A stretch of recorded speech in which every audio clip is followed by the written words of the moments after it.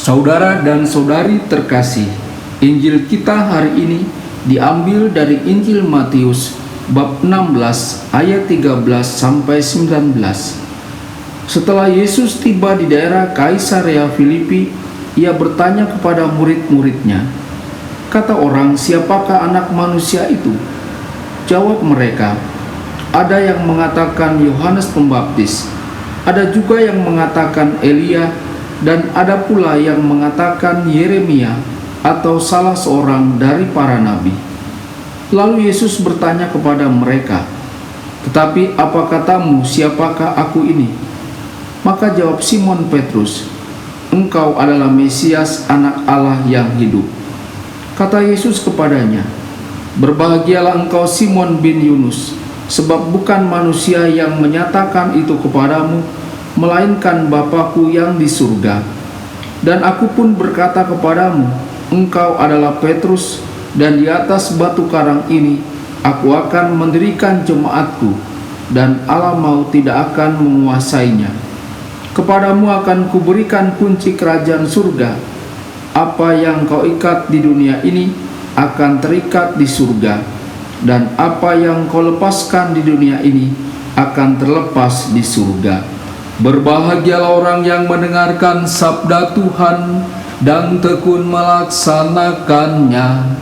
Sabdamu adalah jalan, kebenaran dan hidup kami.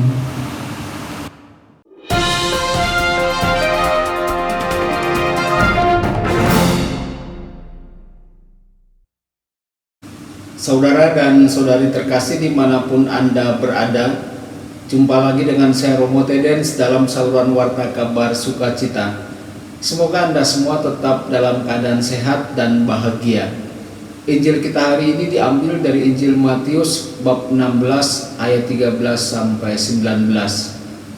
Permenungan hari ini bertujuan agar kita secara pribadi memasuki hubungan yang mendalam dengan Tuhan. Ada 3 hal yang kita renungkan. Pertama, krisis identitas. Yesus tidak tertarik pada apa yang dipikirkan orang lain tentang dirinya.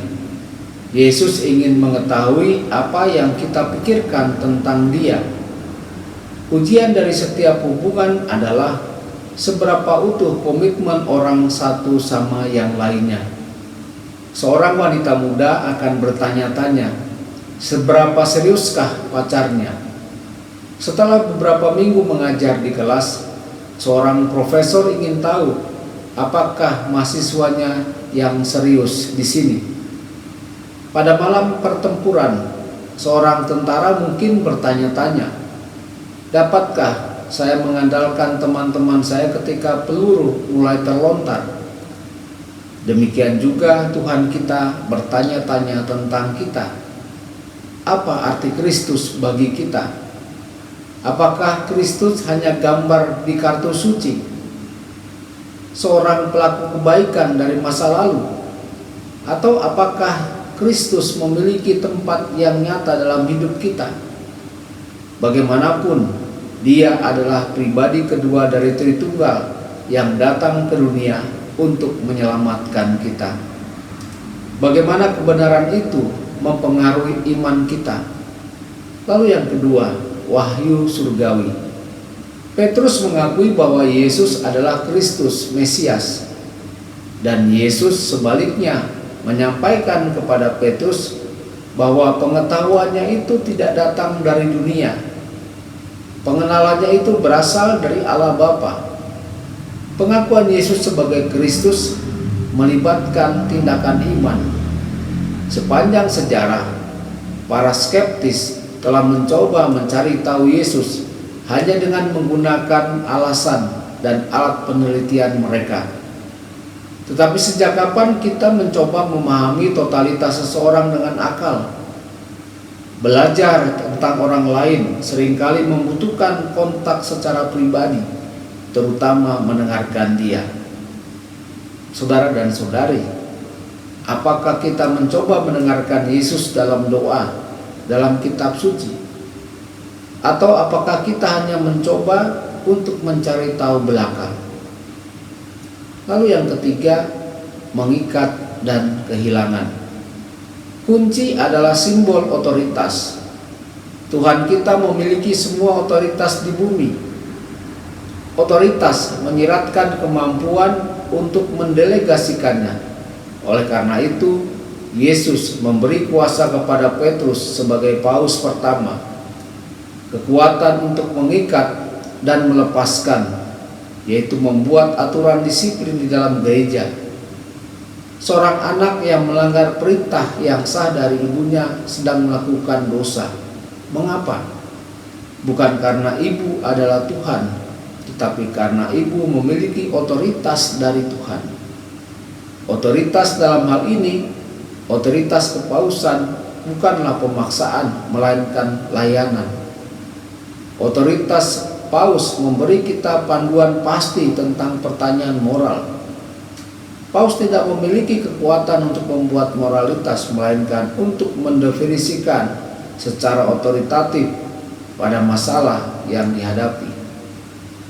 Seberapa baik kita mengetahui pengajaran dari kepausan?